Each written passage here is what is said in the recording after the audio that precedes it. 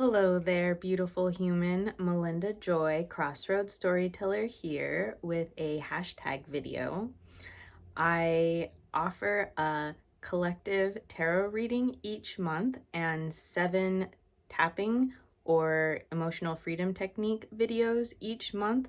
Every Tuesday and Thursday, I drop one of those things.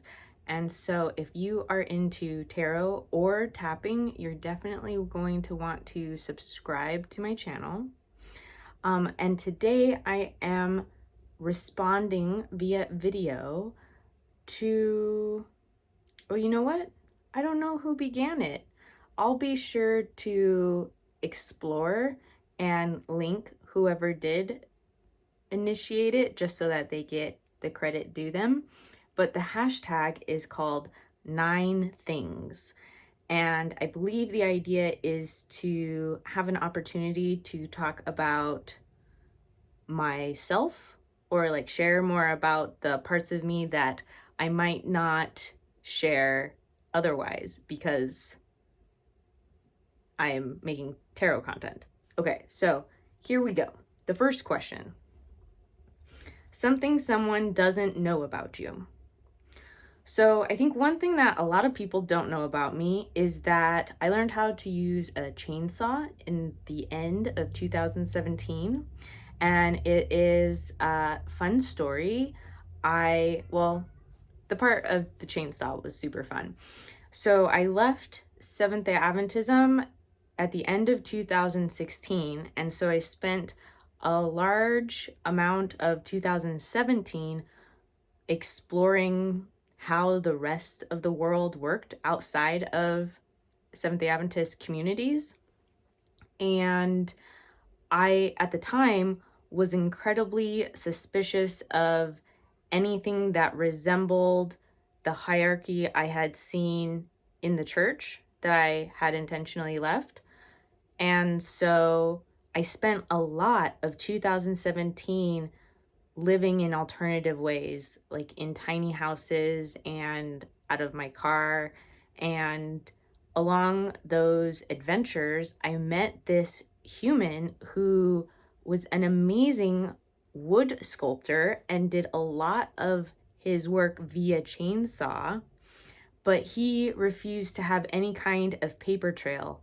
And so he was so good at his craft that people would pay him and give him a place to park his trailer and just mostly like deal with his non-traditional Western society way of doing things. I mean, his ways were non-traditional according to Western society. And so, yeah, it was brilliant to learn how to use a chainsaw from him. Question number 2. A card in the tarot that best fits you. Okay, so I went through my tarot deck, the Rider-Waite-Smith deck, right before answering this question, and I came up with a card for each suit and the major arcana. So for wands, I picked the 3 of Wands for my current time and place because, you know, we all experience all of the tarot cards all the time. I mean, throughout our life and our days and our years and whatever, they're all within us.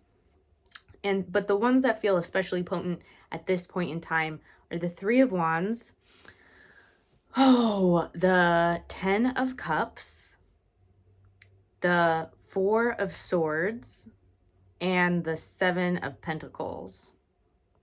And then the Strength card that feels especially potent right now, which might be because it's Leo season, but might be because I'm just feeling it, is the Strength card. Question number 3. One song in the soundtrack of your life.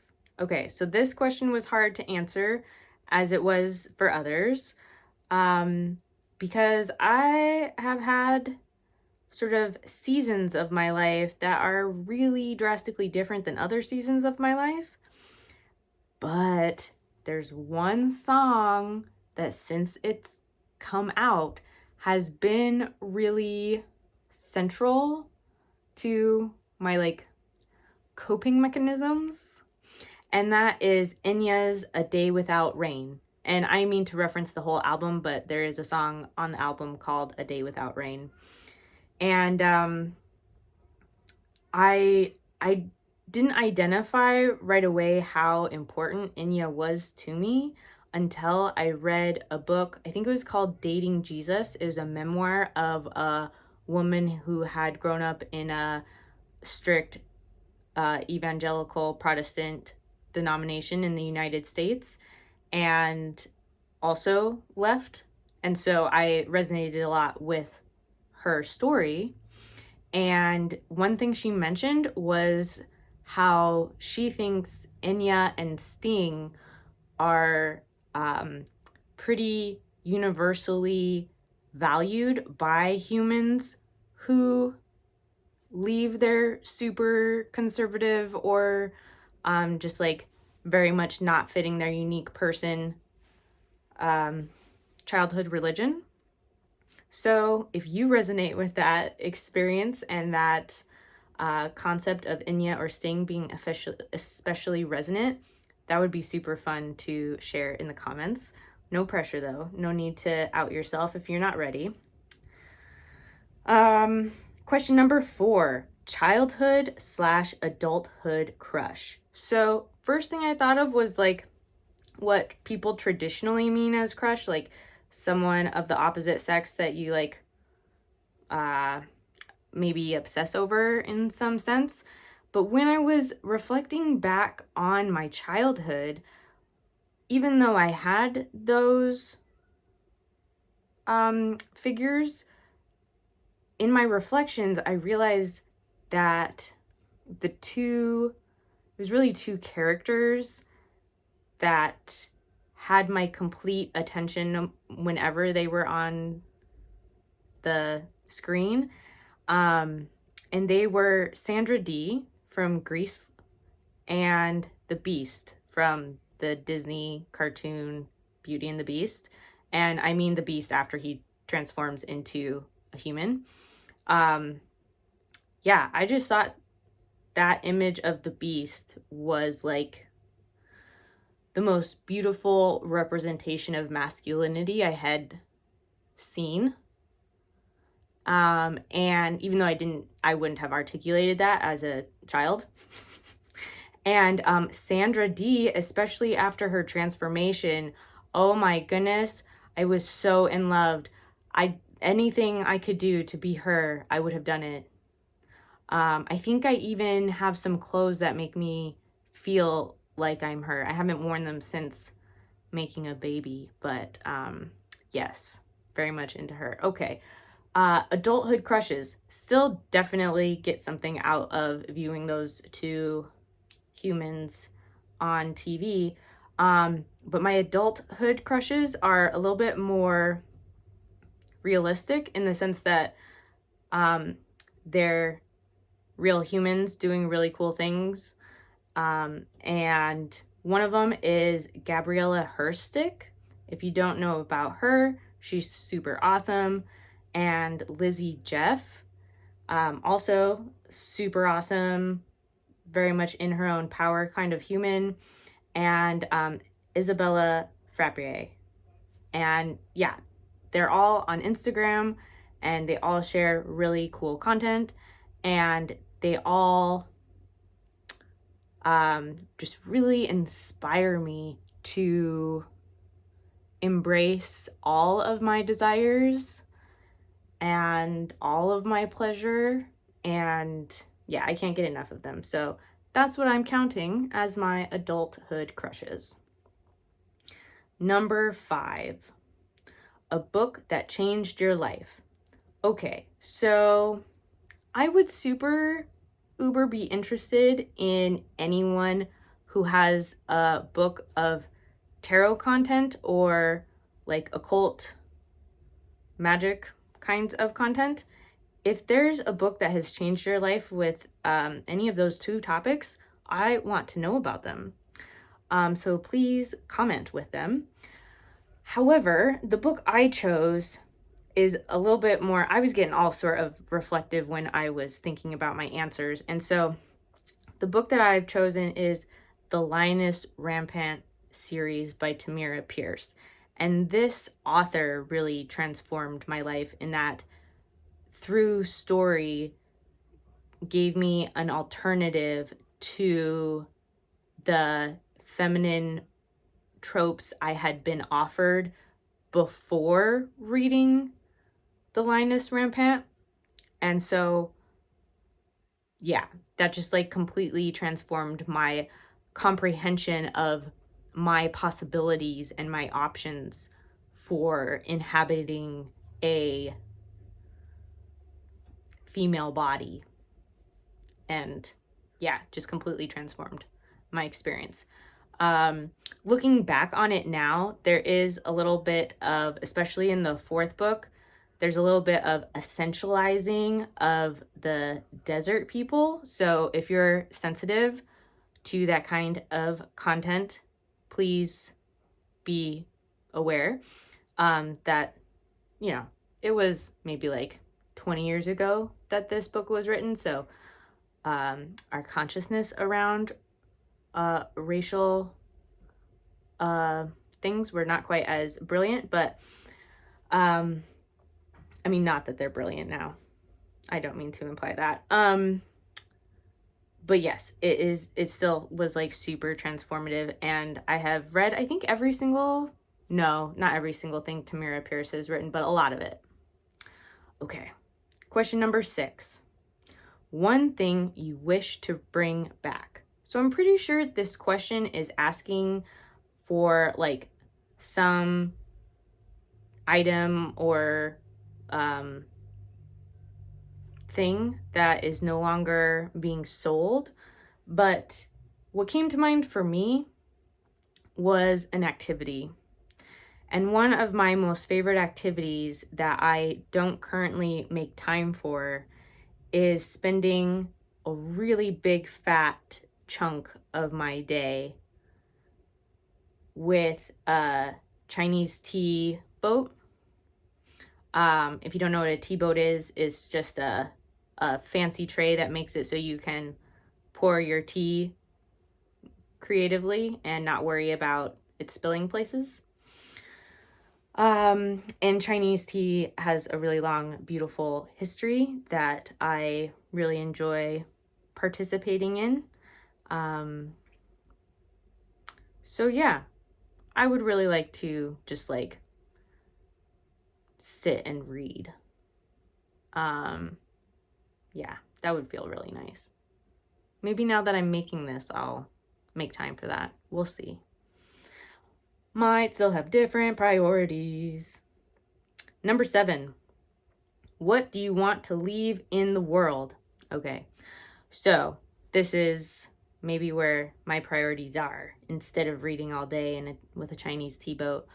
Oh, also, just for anyone who really enjoys like the variety of caffeinated teas out there, consuming tea in the traditional Chinese tea boat way. I mean, you don't have to have a boat, but the process of brewing your tea in small portions and drinking it a little bit at a time as you brew it is brilliant, because then you get all of the nutrients that are within the tea plant that help regulate all of the caffeine that is experienced. But you have to brew the tea in its like complete arc of flavor in order to get the full variety of nutrients.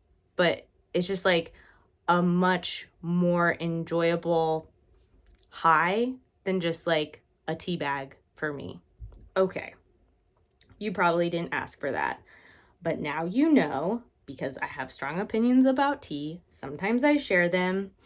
So back to question 7. What do you want to leave in this world? My current priority since getting pregnant and making a child, a whole human being, oh my goodness, is to do everything in my power to give my child the resources to become the most securely attached, comfortably authentic, honestly impactful human. Like, I want my child to be so sure of their worth and worthiness that they are able to give their authentic shine to the rest of the world without being concerned with how it is received, so that they can provide their unique, special goodness to the world in an unconditional way. That's my goal.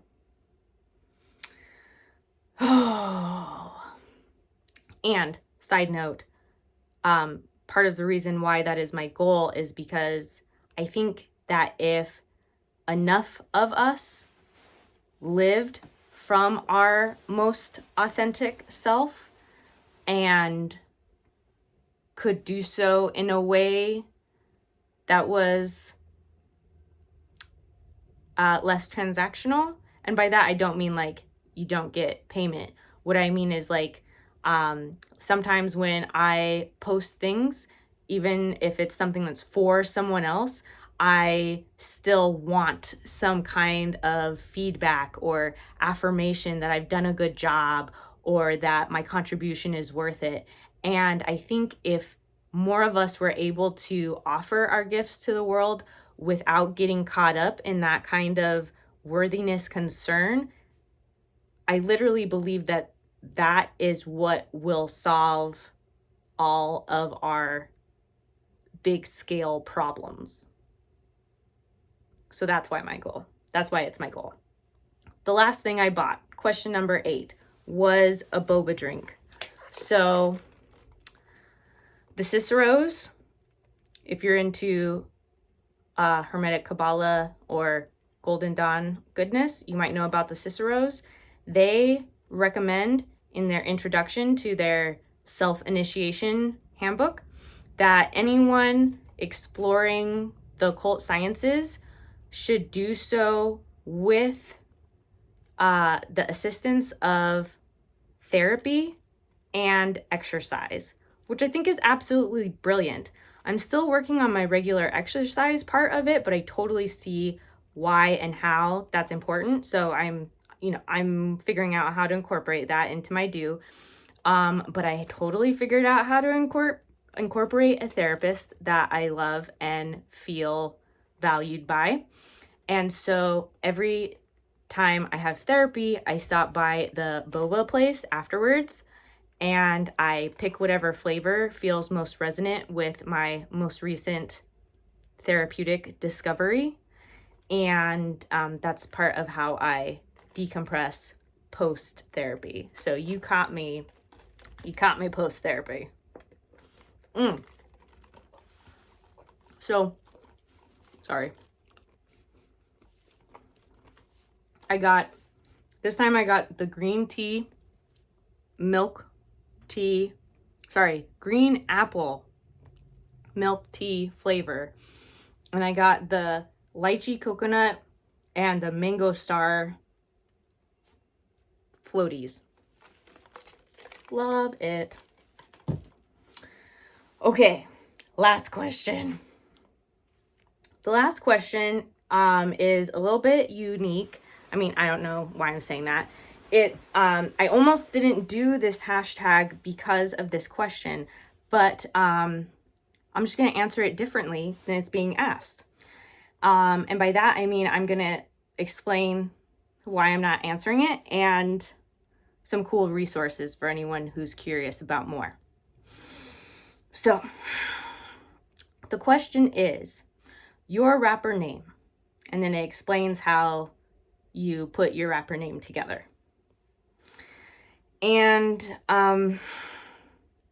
yes, so for my specific context, I happen to live near a community of concentrated Black Americans who at one point in time left the South and the discomforts of Jim Crow, not just discomforts, the uh, more than that of Jim Crow. And they came to where I live and built a thriving community all on their own, for themselves. And more recently, that community is being